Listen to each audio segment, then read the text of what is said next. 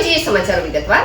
ખાણીપીણીની લારી ચલાવી પેટીયું રડતા પરિવારોના ગલ્લા હટાવી ખાનગી બસનું પાર્કિંગ સ્ટેન્ડ પાલિકાએ બનાવ્યું હોવાનું લોકમુખે ચર્ચાઈ રહ્યું છે।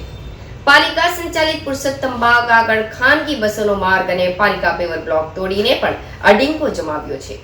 પાલિકા રોડ બાજુમાં બેસાડેલા પેવર બ્લોક તોડી ગટર ગંગા બનાવનાર ખાનગી બસ સંચાલકો સામે પાલિકાનું ભેદી મૌન જોવા મળી રહ્યું છે। ખાણીપીણીની લારી ચલાવી પેટીયું રડતા પરિવારોના ગલ્લા હટાવી ખાનગી બસનું પાર્કિંગ સ્ટેન્ડ પાલિકાએ બનાવ્યું હોવાનું લોકમુખે ચર્ચાઈ રહ્યું છે। પાલિકા સંચાલિત પુરુષોત્તમ બાગ આગળ ખાનગી બસોનો માર્ગ અને પાલિકા પેવર બ્લોક તોડીને પણ અડીંગો જમાવ્યો છે।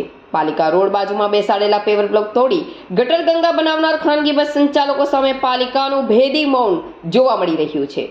ખાનગી બસોના પાર્કિંગમાં પણ કટકી કરાઈ રહી હોવાની ચર્ચા ચાલી રહી છે। લાખોના ખર્ચે હાલમાં જ બાગનું રિનોવેશન કરાયું હતું। બાગમાં સહેલાણીઓને જવામાં પણ અગવડતા પડી રહી છે।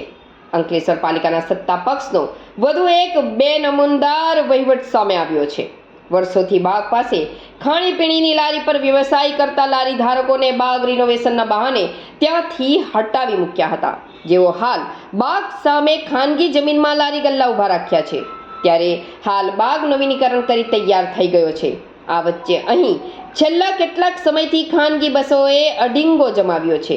બે હરોળમાં ઊભી રહેતી લક્ઝરી બસ રોડને તો અડચણરૂપ બની જ રહી છે, તો રાહદારીઓના ફૂટપાથ જ પાર્કિંગ કરતા રાહદારીઓ રોડ પર ચાલવા જીવના જોખમે મજબૂર બન્યા છે। એટલું જ નહીં, પાલિકા દ્વારા અહીં જે ફૂટપાથનું નિર્માણ કર્યા હતા તે બ્લોક પણ બસોના અતિક્રમણને લઈ નીકળી ગયા છે અને કાદવ કિચડનો ભરાવો થયો છે।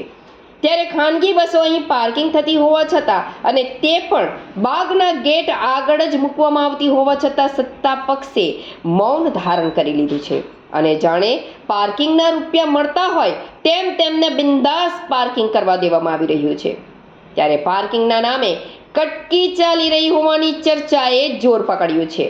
આ વચ્ચે લાખો રૂપિયાના ખર્ચે રિનોવેટ થયેલ બાગ પણ આ પાર્કિંગને લઈ બિનઉપયોગી અને સહેલાણીઓ માટે મુશ્કેલી સર્જી રહ્યો છે। આ બાબતે સ્થાનિકોમાં છૂપો રોષ જોવા મળી રહ્યો છે, તો પાર્કિંગ અને બાગમાં મોટા પાયે ભ્રષ્ટાચાર થયો હોવાની બુમરાણ મચી છે। બસ પાલિકા ઓફિસમાં બેસી અને એસી ગાડીમાં કાળા કાચમાં બેસી ફરતા પદાધિકારીઓની નજરે આ બાગ આવતા જ આંખે પાટા બંધાઈ જતા હોવાનું સામે જોવા મળી રહ્યું છે।